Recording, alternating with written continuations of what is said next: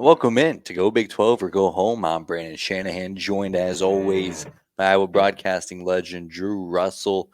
Drew, what a week for the Big 12, man. I mean, what a lot of Woo! electric stuff. Some teams that caught me off Man, guard, oh some teams man. that, really laid some eggs, and then, of course, the big one that we'll talk about here.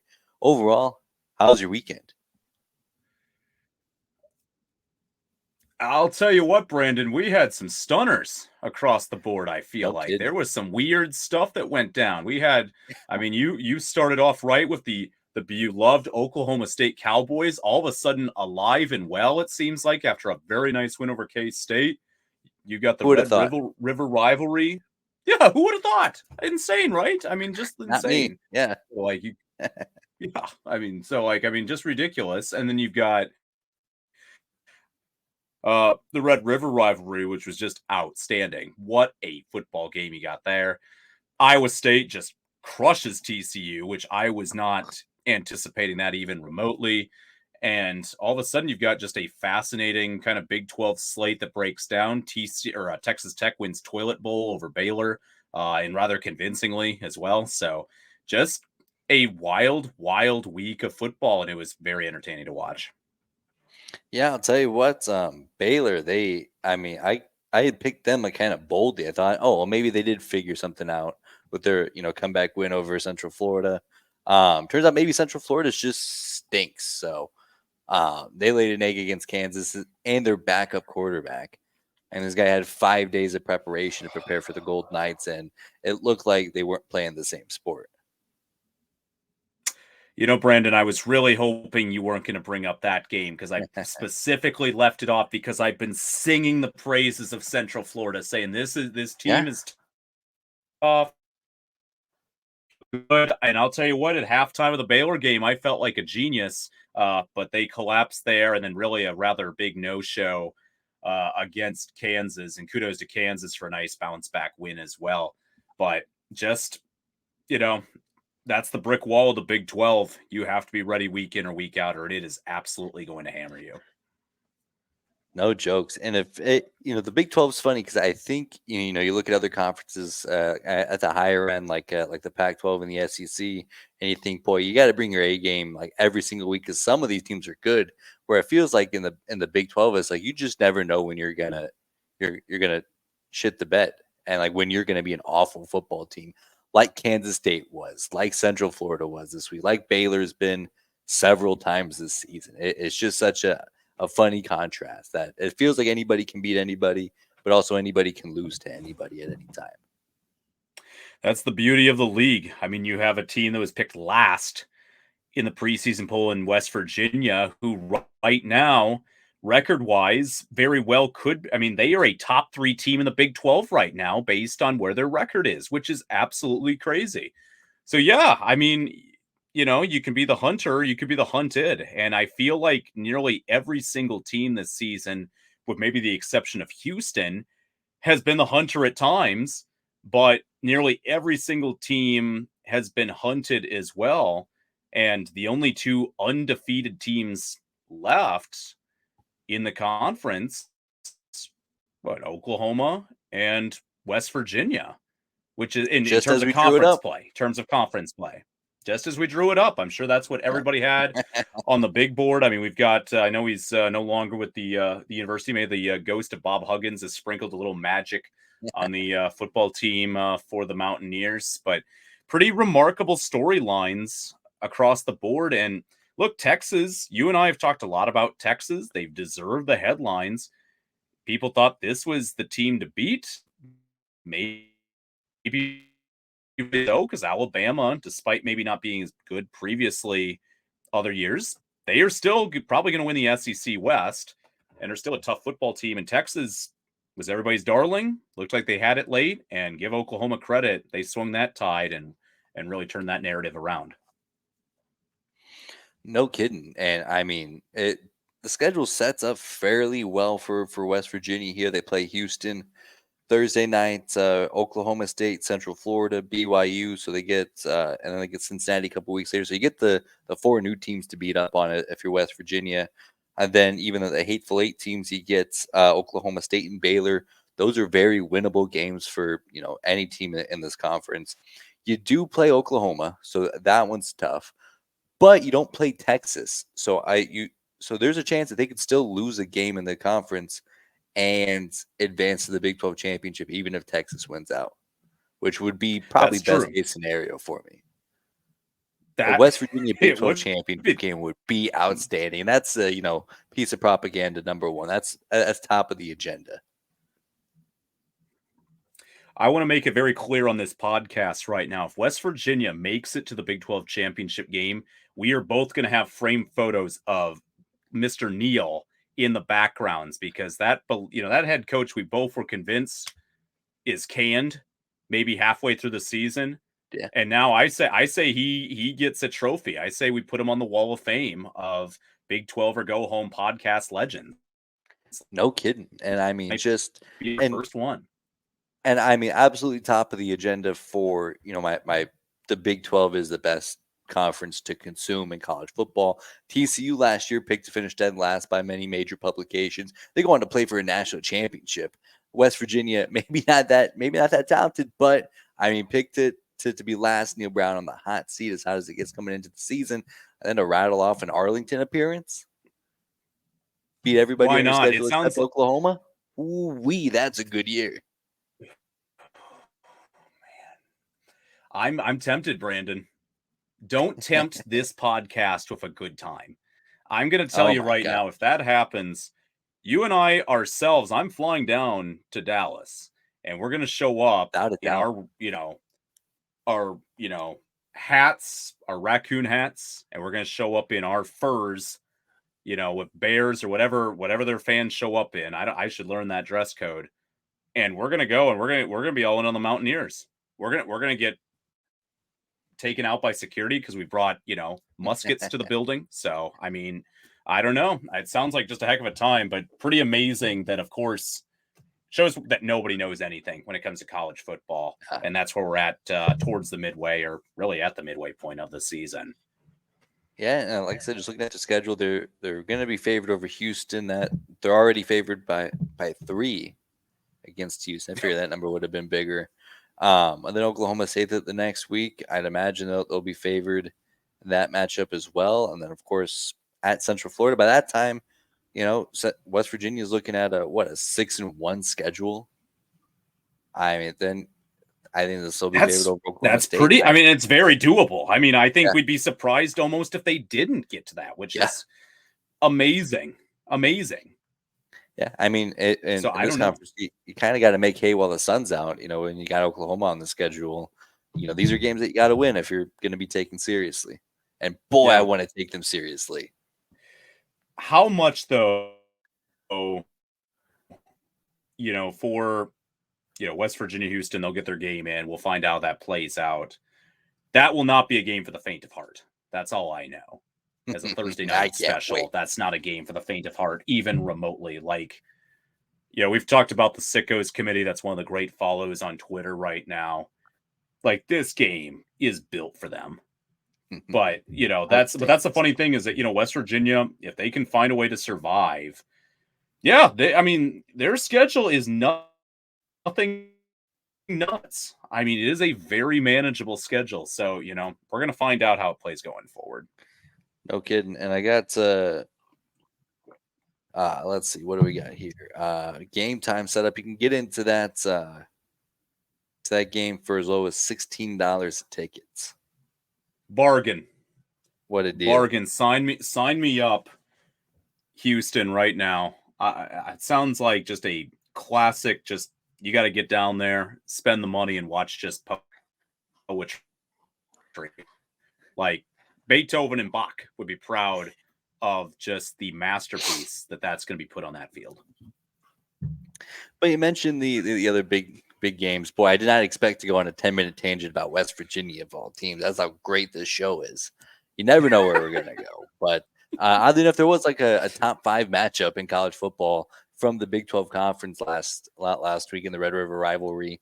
Texas falling just short of Oklahoma. Dillon Gabriel put on a legacy-esque performance, pulled out the late comeback, the late heroics in the Cotton Bowl. I mean, college football doesn't get better than that.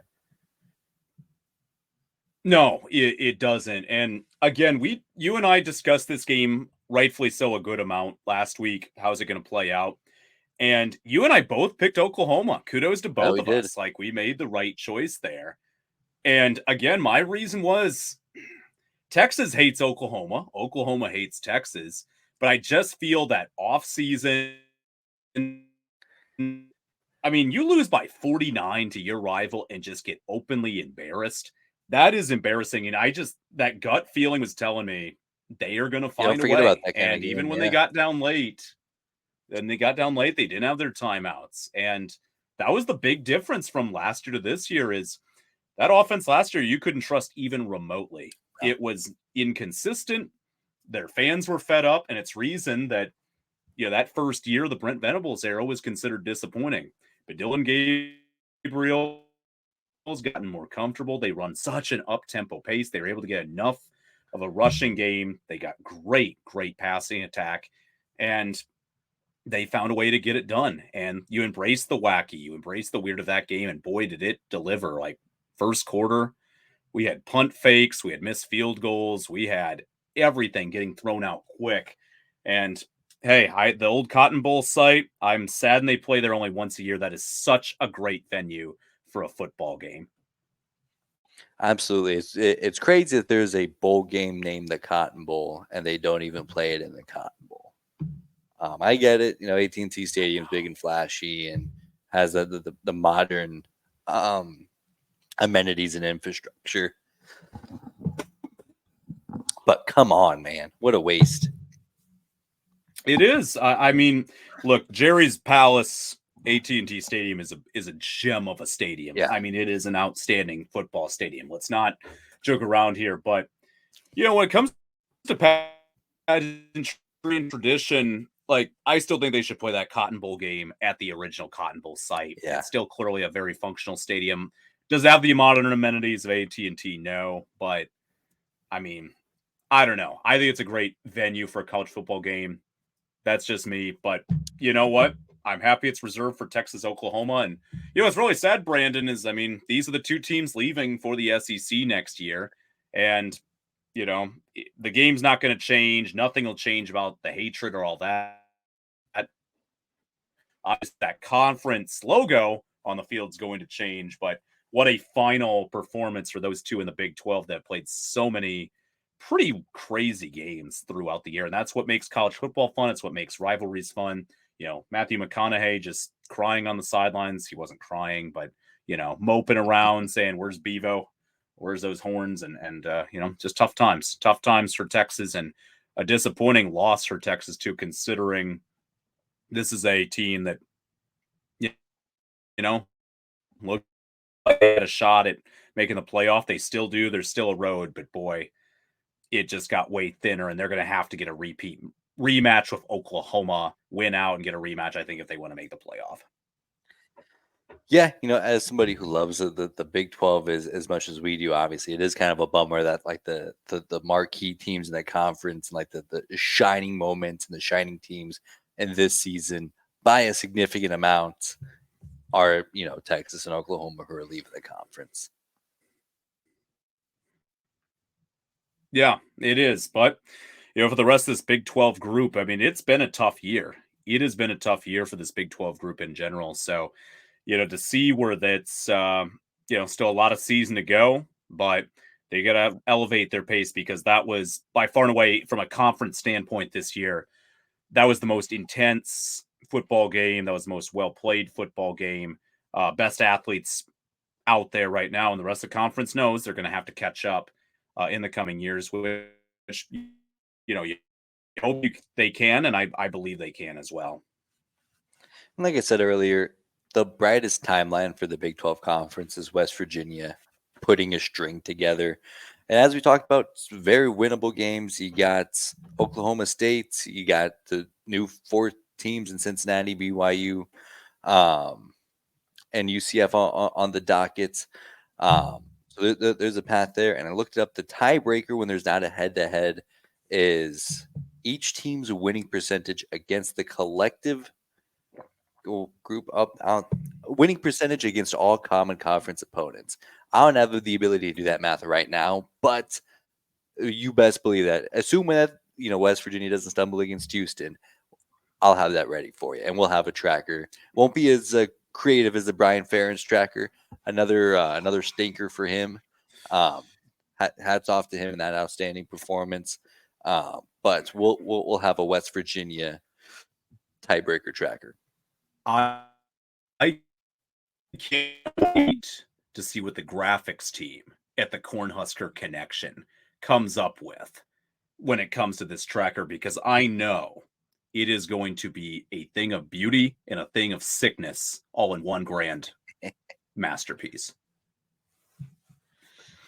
It's going to be some outstanding stuff. Lots of good stuff. Last game, we kind of wanted to dive into both a very emotionally tied game for the both of us here in Ames over the weekend. Iowa State and the defending Fiesta Bowl champion TCU Horned Frogs. I'll tell you what, as soon as that game kicked off, and you can find my tweet with the timestamp, I was like, the vibes in Ames are elite. You get the alternate uniforms. You get the historical significance of celebrating Jack Trice. You get a night game in Ames, which I'll throw out some numbers here later that are incredible for a team that gets laughed at like Iowa State does.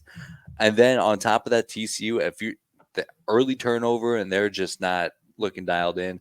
Now, granted, as the game goes on, you lose your starting quarterback, so that stinks. But from the jump, I was like, this Iowa State team's not going to be an easy one to escape here with a win. Yeah, Iowa State, boy, were they ready to go. They really were dialed in early, often, were able to score in the first quarter. And even though they didn't pull away in that first half, they only led by 3 at halftime. You felt like they had good vibes. They had good motivation. They get a quick touchdown in the third quarter, and with a just a big time run from and from there they just took it to them. Yeah, the Morris injury is brutal, and you hope that it's not a deal that's going to affect a season, and that remains to be seen. But I'll stick with the positives for Iowa State. That was one of their most complete games that we've seen in a minute. I mean, they really, I felt wall to wall, really frustrated TCU, and I'll give them a lot of credit.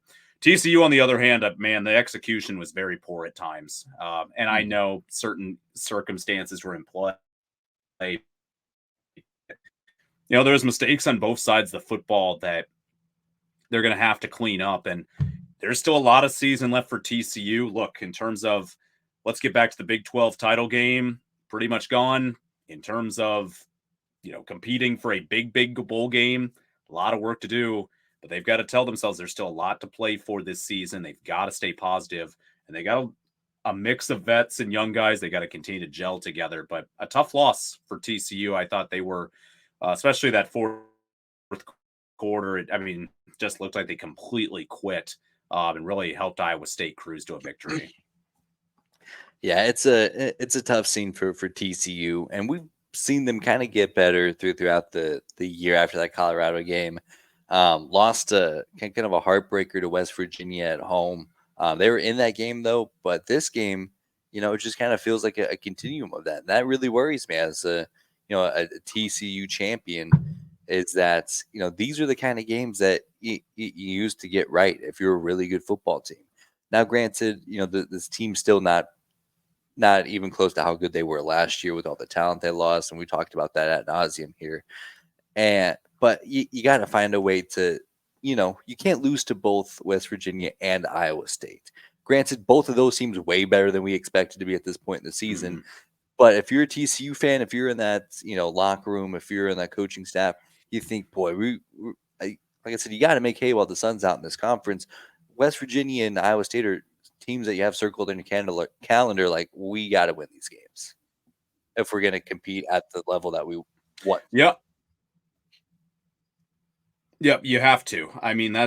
You have to win those games. Those are games that you expect to win. And a game on the road's difficult. And I was curious how they would bounce back after a tough home loss the week before. And, they did show fight the first half. They stayed competitive. Iowa State was pretty tough throughout the entire evening, but second half they got hit a few times in that third quarter and just couldn't adapt. And that's why pretty amazing. A team in Iowa State who was dead last in the Big 12 last year. Hey, they're sitting at 3-3. They've been able to pick up a couple wins in the conference, which has been really encouraging to see for a team that's pretty young still. And there was a lot of doubts, especially after that Ohio game. You and I were talking about Iowa State fans are on that low key, like message boards on the Fire Campbell train a bit. Yeah. And you know what? They've come out. They've been played quality football the last 3 weeks. Yes, they got crushed at Oklahoma, but right now there's no shame in that considering how well that OU is playing, and they've been able to find a way to get it done. So kudos to Iowa State not giving up on the season, and we'll see kind of how this week plays going forward. But, I mean, there is a path to a bowl game. They've got to find a way, but there is now a path to the bowl game that, admittingly, I didn't see initially going into the season. Yeah, I mean, they're in a great spot. And you mentioned TCU on the road here. Jack Trice, don't sleep on the stadium. In the past 7 seasons, when Iowa State has a game where the sun sets during the game, they're 17-3 in Big 12 play. They average 22 points a win. And get this, they're 3-0 against top 10 teams. Man, insane. That is a stat. Shout out Cyclone Larry for that stat. I mean, Cyclone Larry would know that. I mean, absolutely. I've seen those, the various like Big 12 Twitter accounts, and we really need to give these guys some more props. Oh my gosh. There's some sick minds. Cyclone Larry is a top 3 brand in the entire conference. That man is just absolutely hilarious. He's got an old photo of an Iowa State president and Stephen Leith from a decade ago. The original photo, he didn't smile. This one, he does. So just a masterclass for troll in Cyclone Larry. You got to hand it to him. There's some funny people on Twitter. He's one of them. Absolutely. I mean, top 3 Twitter follower of, all of Twitter. And I don't even mean just like Big 12 Twitter and the niche community that is. Cyclone Larry is just outstanding stuff. Outstanding stuff. So shout out. He's top notch. I mean, he's bigger than a lot of the media personalities. Yeah, for sure. I'll tell you a secret, Drew Russell. When I saw some stuff about the NCAA and Bill Self this morning, you know whose Twitter account I went to first to find more information? Cyclone Larry. Big J journalism at its finest. I mean, he's the only one. I mean, if you're going to tell me go to a traditional media source where it's these boring details, or get immediate straight comedy from Cyclone Larry or whoever else, I mean, you go to Cyclone Larry all the time. Sports is about having fun. Cyclone Larry knows how to have fun.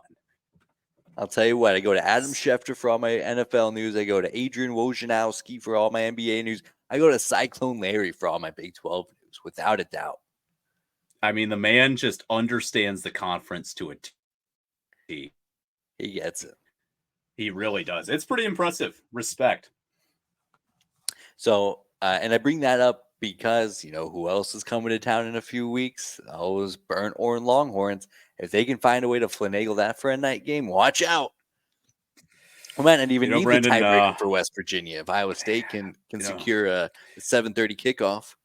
I'll tell you this right now, Brandon. I've been to the last 2 Texas games in Ames. It was glorious. You were with me in 19. Yeah.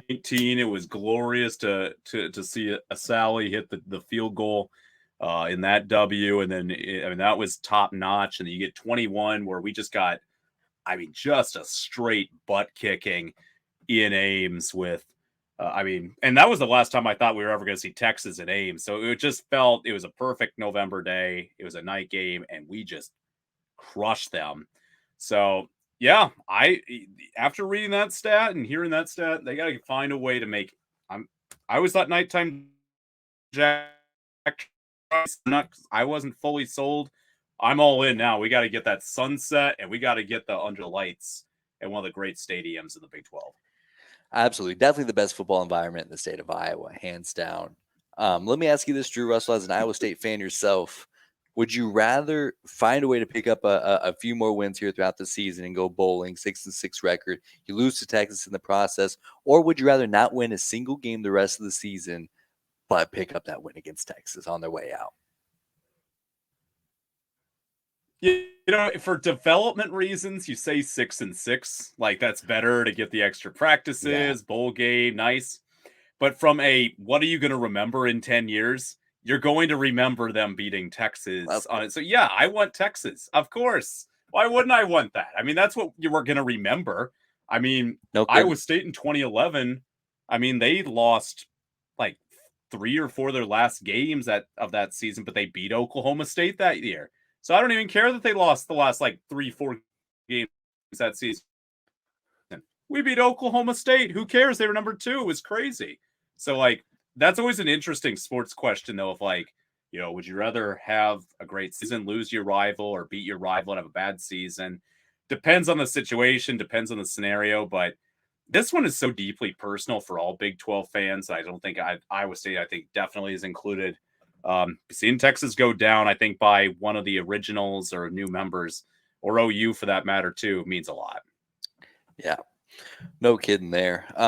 Last thing I want to throw out before we kind of get into our pick, I mean, it's a deep conspiracy theory that I'm hatching and that I'm pushing that revolves around, I guess it won't revolve around the Big 12 going forward, but I had this thought because I was looking at this Brent Venable defense, right? An outstanding national championship defensive coordinator.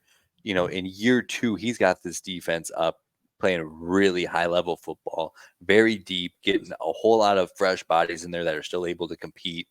So outstanding stuff there. We saw Lincoln Riley, how explosive that offense was at Oklahoma when he was there. The defense let you down a lot, but that offense was firepower. Dude grows Heisman Trophy winning quarterbacks on trees at an insane clip. But then so I'm thinking here, if I'm Oklahoma and I'm these guys and I'm thinking, and here's my pitch to these guys. You want to build ultimate legacy? Like, you want to be a part of something truly outstandingly elite and historic that the world of football has never seen before and will never see again. It's a very unique opportunity. You'll never get this opportunity again. No matter how successful you are at USC or how successful you are at OU, this opportunity you're going to achieve everything in college football. And then, okay, so here's the pitch. You go to Lincoln Riley, be like, Lincoln, you got to come back to Oklahoma as the offensive coordinator. You run the offense. We'll still pay you $10 million a year. We'll pay you just as much as the top head coach at USC. Brett. What is it, Brett or Brent? Brent Venables. Brent. Or Brent Venables. Yeah. Coach Venables. You go to Coach V and you're like, Coach, you're doing an outstanding job. We love what you're doing. This defense is flying around. We see the vision. You're doing a great job. We want to give you a pay raise, but we want you to call the defense. We just want you to be the defensive coordinator. And of course, you give him the associate head coach title. And then you call up good old Bob Stoops. You get him back in the building and you say, Bob, we just need you to sit at the top here, manage these 2 great coaches, recruit the hell out of America. And that team wins 8 national championships in 10 years. You get the Lincoln Riley offense, 4 Heisman Trophy winners out of it. You get this outstanding elite defense in college football. Then you got Bob Stoops, a man of the show, and such a locker room and a culture guy. He's going to have it taken care of. And then guess what? You make $100 million, both all of those guys. Bob Stoops can go back to retirement or coaching the XFL or whatever he wants to do. He's got a statue in front of Memorial Stadium out down there in Norman. Lincoln Riley can go back to USC or wherever he wants to go, or even retire. He's got $100 million. He can do whatever he wants. Coach V, he can come back and be the head coach at Oklahoma. He's already got a statue outside of Memorial Stadium, so now he gets to just carry on this vision. I mean, who says no? Who says no? This is one of the most outrageous takes on this show's history, and I love every single second of it. It just makes so much sense. Why not? I don't even care that OU is just flying high right now, and really there's nothing wrong with their season. I say let's do it. Let's bring him. Let's bring old Lincoln back after the whole. We're gonna fly out at 1 a.m. just hours after losing to our in-state rival. and we're going to do an undercover deal with USC overnight. Get on this plane and go home. I mean, yeah, let's just welcome him back. Brent Venables, who says, he is an OU guy through and through. He would definitely do it. And Bob Stoops is the ultimate OU guy. I mean, Barry Switzer, fame coach back in the, 70s, 80s, a lot of winning for OU all-time tradition. Bob Stoops is a OU guy through and through. And I still crack up when Lincoln Riley left that Bob was literally golfing in Norman, having one Sunday morning, gets that call, gets the information. He turns to his guys and says, "Boys, OU needs me. I've got to go." And then just flies off. And dude still has his old office. At the OU building. He went right to his office and got to work. Trying to save OU football. Crazy. Just insane. He bleeds, Sooner red for sure. And you can absolutely tell that. And now he's got the opportunity to get, 8 national championship rings, build this all-time great legacy as a head coach. And the workload is less then because you got these two, the most elite coordinators in college football running the football operations. Yeah, you get on a private jet, you shake some recruits' hands. It won't take you long to be like, "Hey, do you want to come play for?" Yeah, absolutely, coach. I want to go win 4 national championships and win a Heisman Trophy if I'm a quarterback. That's, his job gets easier. And granted, there's probably some legal hurdles with their current contracts, but you got to make it work if you're Oklahoma. What better way to go to the SEC than to go rattle off 8 national championships in 10 years? I just love that this plan has a negative percentage to ever happening ever. And yet I will just feed into this. Why not? Yeah. Lincoln Riley, I've heard, USC barely won this last week over a future Big 12 foe in Arizona. And there are people saying that Lincoln Riley, without his Heisman's, would be nothing more than a quality control coach for college football or for the NFL. So, maybe he needs to refine his roots. And what better way to do that by going back to his roots? Who wants that kind of pressure? Just go coach the offense in Norman. Rehash those related. I'll tell you what. I know Oklahoma fans don't like Lincoln Riley. If he said, I'm gonna leave USC as a head coach to be your offensive coordinator, they'd forget every single bad thing that they would put together the burnt, Coach Riley shirts. It would like that. They wouldn't give a half a shit about anything that's happened since. We got one of the best head coaches in college football just calling our offense. Yeah, you win, Brandon. You do your damage. No one's gonna care. Honestly, for most of these schools, especially in the South, everywhere, but I would say especially Southern schools, they don't care. Yeah, they do not care. Auburn hires Hugh Freeze in the offseason. Okay, Hugh Freeze has been a successful football coach, wins and losses. His track record is extremely murky, and that is putting it nicely in some cases at the University of Mississippi. With all the chaos he had down there. He goes to Liberty University, a wonderful, wonderful institution to some, and does his damage there. And says, "I'm a changed man. Liberty's changed me." And Auburn says, "Sounds good. You win a lot. Here's $70 million. Let's go win again." These places don't care, no matter the background. Now, if you betray them, they'll get angry. But if you come back, and succeed, they'll forget it. You're dead right immediately. Water under the bridge. Yeah. And Lincoln Riley is young, and even Coach V, they're young enough. You give 10 years to this wacky experiment, then you go do whatever you want.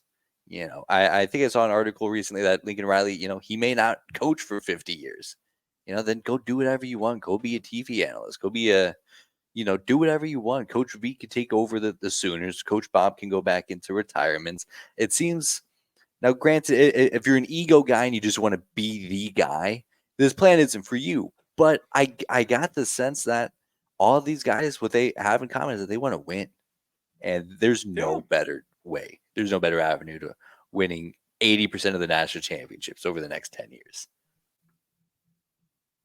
I'll tell you what, if they want to make a welcome to the SEC statement, you're dead right, Brandon. This is That's the the only move. way they can properly do it. You know what? You could bring back our great, I say, as a offensive line coach, bring back former Kansas coach Mark Mangino. He was at Yeah, Oklahoma back during the late absolutely. '90s. Just a murderous row. Let's do it. Let's do it. Buffet line's done. I mean, he'll get through it quick. So, you know, let's go nuts in Norman. Norman's already nuts. Let's just keep on going. I just wanted to share that theory with you. I'm pretty happy with it. I think it certainly fits the brand of the show as far as outrageousness, which fits the conference as a whole. It would be a bummer to see the SEC relic in the success, but um, elite stuff. Elite stuff. Incredible.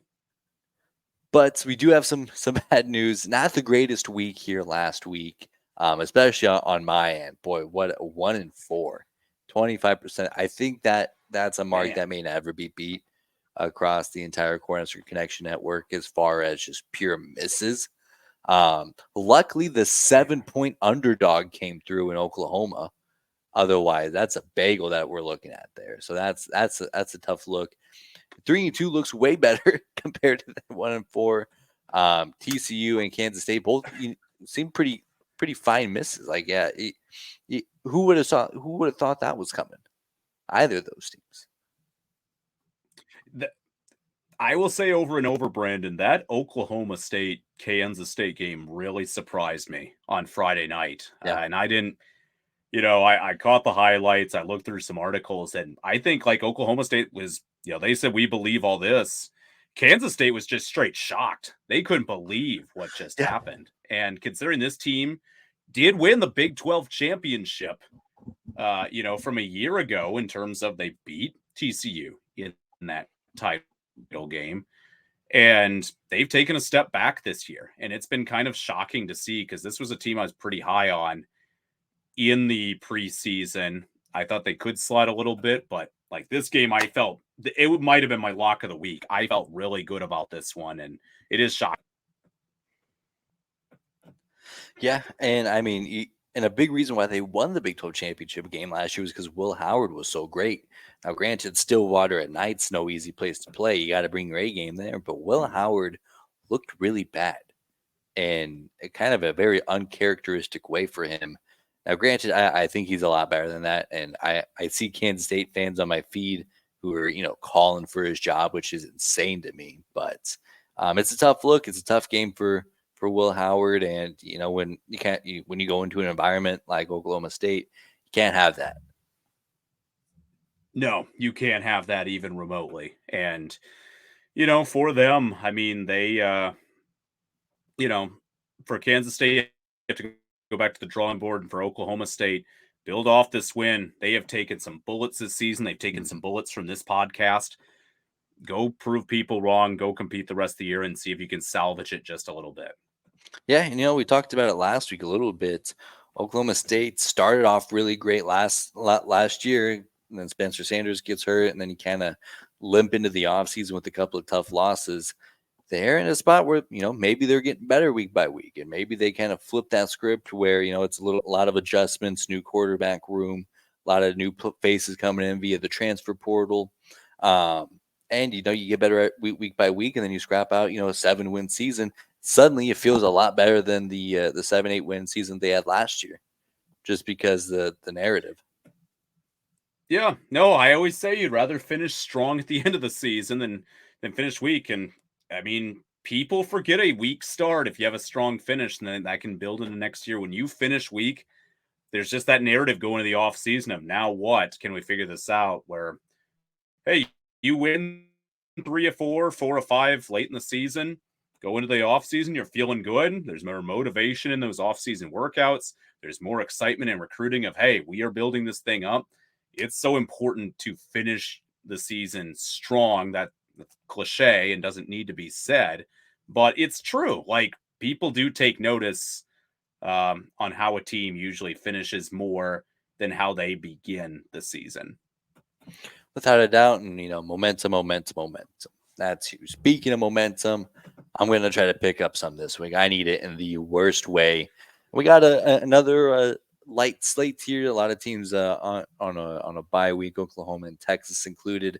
So, and the bright spot with that is that this is what the Big 12 is going to look like here going forward. You get teams like you get matchups like Iowa State and Cincinnati, BYU and TCU, West Virginia and Houston kicking off Thursday night. So, I mean, this is kind of the meat and potatoes that I'm juiced about here. Yeah, this is a thing of beauty. This board, this might be my favorite board so far, Brandon. There's no question. What just some historic matchups we've got this weekend. Some teams that have not faced each other in a long time or never. This is a fun board. And getting started on a Thursday night game here, West Virginia travels to Houston. Houston only a 3-point dog, which, like I said earlier, kind of surprised me. I would have expected. Now, granted, West Virginia, we probably think they're a lot better than they actually are, but we'll see how that shapes up here. How are you feeling about this game? Where are you leaning towards? Boy, this is such a wild game considering how much Houston has struggled this season, yet they're only a light underdog to a conference team. Houston has done nothing to tell me they can win right now. And that could change. That could easily change. But right now, they haven't done anything for me. And for Coach Holgorsen, he needs to find some kind of a win. This is a winnable football game for Houston. It no question is. And they have spurts on the offensive end. They went to Lubbock a couple weeks ago, and they were very strong offensively, especially in the first half. But West Virginia's defense has been nasty. They've been finding ways to get wins. And for me personally, I see the Mountaineers finding a way to sneak out a road victory. I'm kind of right there with you. I just haven't seen anything from Houston. Now this feels, real set up for the Cats here as far as narrative goes. Houston's kind of looking like the worst team in the Big 12 by a pretty fair margin. West Virginia, we spent 10 minutes at the beginning of the show talking about how they might make the Big 12 championship game now after a couple of conference wins. This kind of feels like the perfect spot for Houston to kind of come up and grab you, and West Virginia to kind of slip up, especially on a short week, especially having to travel to Houston. But with that said, as you mentioned, I haven't seen anything from Houston that would give me any indication that they can, really compete with even like the middle tier of the Big 12 quite yet. So give me the Mountaineers on the road. Yeah, it's going to be a great game, though. I think I'm telling you, grab your popcorn. That was our intro. Grab your popcorn, ladies and gentlemen. This is a game. You can't miss it. Can't miss it. And now up next, two teams that are feeling really good. Oklahoma getting that big win against Kansas State on Friday night, getting an extra day to rest and recoup, watch some film on Kansas, watch that Kansas beat down of UCF last week. And Kansas, of course, the victor is in that beatdown. I'm going to just guess that Daniels isn't going to play indefinitely. I've heard some weird stuff coming out of there. I just real bad vibes no matter what. So I'm going to assume that he's not playing. I also think Bean was fantastic last week. And I certainly probably feel like he's still going to be the best quarterback on the field. Like we mentioned with Kansas State, Stillwater, not an easy place to pick up a win there. Luckily, it's during the day, so the energy's a little bit less intense. So give me the Jayhawks on the road here to get it started. Yeah, another one tough matchup here because Kansas' run game was really good last week. Yeah. They were able to have multiple 100-yard rushers. They were really able to carve up the Knights defense. Oklahoma State, Alan Bowman's the key. He's getting better as a quarterback. They get a 100-yard rusher last week themselves. They get 3 interceptions off Will Howard, which was pretty impressive. Oklahoma State, there's good vibes. I'm going to say they keep them going. They get the sweep of the Sunflower State this year. I'm going to go OSU at home. I appreciate that a lot. I'm down 3 games in the standings. I need a couple of these games to go my way. We And got I'll to make take it it. interesting, Brandon. I'm a nice enough guy. As much as I want to just mirror your picks for the rest of the season, just to crown myself the champion, I think I can't do that. That's not ethical. This game's Could be. another I don't know. interesting one here. Iowa State and Cincinnati in Ohio. I'll tell you what, before the season, I certainly probably pretty quickly chalked this one up as a win for Cincinnati just because of their home field advantage over the last couple of years. And now, as the season's played out, I'm just not sure that that wasn't kind of due to some of the competition they were playing. But I feel like this is a good spot for the Bearcats. The Cyclones coming off of a big win at home in a primetime game against the defending national runner-ups. Like you said, their most complete game of the season so far. And Cincinnati, you're kind of looking at the goals on the locker room whiteboard, and you think this is a game that we have to get if we're going to achieve anything this season and pick up any momentum going into the offseason. So I think the Bearcats pick it up here on the at home. Yeah, a game for Cincinnati that I think for bowl eligibility standpoint, exactly what you said, Brandon. They've got to find a way to win. They're also coming off of a bye as well, so they've had little extra time to prep for this Iowa State team. They're at home. It makes a lot of sense. Last time I took Iowa State, they lost to Ohio. And I'm going to be honest, Brandon, almost surely because I don't want to see that happen again. It wasn't pretty last time they went to the state of Ohio. And I think there'll be a better effort, but I will say Cincinnati pulls it out in a one-score game. So I've also got the Bearcats as well. I feel like a hater to Iowa State, Brandon. I really feel do like pick against them a lot. I do, but I feel it's a natural instinct. If you're a fan of a team that like just hasn't historically had as much success as you would like that's just natural. I feel like that's just natural. That's just me though. Yeah, I don't want to give you too hard of a time because I feel like it's pretty on brand for every Iowa State fan that I know. Actually, I mean, particularly Iowa State fans. Yeah, we're one and the same, Brandon. Yeah. This one, probably the at least on paper, the most competitive game going into the slate. Texas Tech coming off of a big win against Baylor. They're looking like they're figuring it out. Will Howard, like we said, 3 picks last week on the road in Stillwater. Lubbock's no easier to play. Granted, like I said, you get them at 6, so that's going to be a rowdy group in West Texas out there. Raiders are a 1.5 favorite. I probably wouldn't have guessed that. So Vegas likes Texas Tech. So do I. Give me the Red Raiders. This is a difficult matchup. I'm going to say Kansas State finds a reason to bounce back. Will Howard's a good quarterback. Traditionally, he's found a lot of success. So I will say that he cleans up his game this week. Tech has had some missed opportunities this year, but K-State has as well. So this is really a battle of teams with missed chances. And whoever wins this game, whether it's my pick or your pick, Brandon, they're going to get a springboard, I think, to a nice season the rest of the way. And I will say the loser of this game is going to underperform no matter what. And both these teams right now are underperforming based on preseason expectations. So whoever wins this game, I think, will salvage their season. Whoever loses this game, I think, not that they won't find wins, not that they won't even make a bowl, any of that. But it will just be frustration and anger down the stretch between coaches, players, fan bases, etc. So I'm taking K-State. They're still a very disciplined football team. Tough. They had a very, maybe just Friday night weirdness, not playing on a Saturday. I don't know what it was in Stillwater.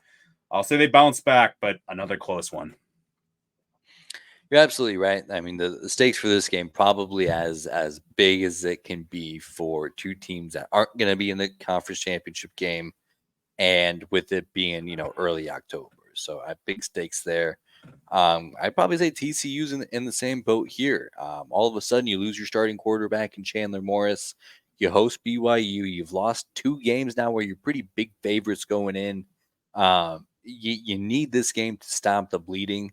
And I think TCU figures it out. I don't know exactly what it looks like. I don't know if it's their defense playing more to how they were playing here the couple of weeks ago, or if maybe the offense finds another gear. They mentioned this new quarterback is a little bit better throwing the football down the field, a little bit less movement with his legs potentially for the Frogs. But I think TCU needs this game way more than possibly any other team in the conference this week. And so I think they, kind of get right against BYU. Yeah, I'm with you, Brandon. I mean, I feel the wheels fall off the wagon if TCU doesn't find a way.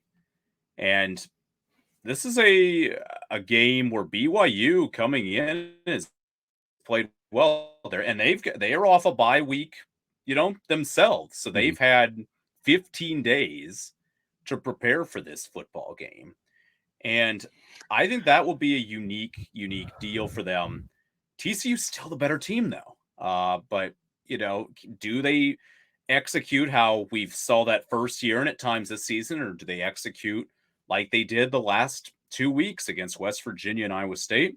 I'm going to give Sonny Dykes and that coaching staff the benefit of the doubt and say that they find a way to get it done. But BYU's picked up some nice wins already this season on the road. Definitely possible they could win, but I've got TCU. I say that they find a way, but the season's officially on alert in a very bad way if TCU doesn't get a win. And you know that. I mean, you know that. You're absolutely right. Outstanding stuff. I think this is, we talk about a bounce back week for TCU. I think this is a bounce back week for us. I think, obviously we can't both have outstanding weeks, but you know what? I'll tell you what, Drew Russell, we are both winners because we get to watch the Big 12 football every Saturday, every Thursday. And I wouldn't, want to be doing a show with any other conference. I think we're the winners here. Well, we're the winners every single week, and our listeners, of course, we respect them. We love our listeners, and the Big 12 is continuing to grow. We love doing this show. We've been having a blast doing it, and should be another great week of football. We won't dive too much in tonight, just based on the chaos. But obviously, you mentioned the Kansas stuff for basketball earlier, Brandon, with Bill Self and just all that stuff.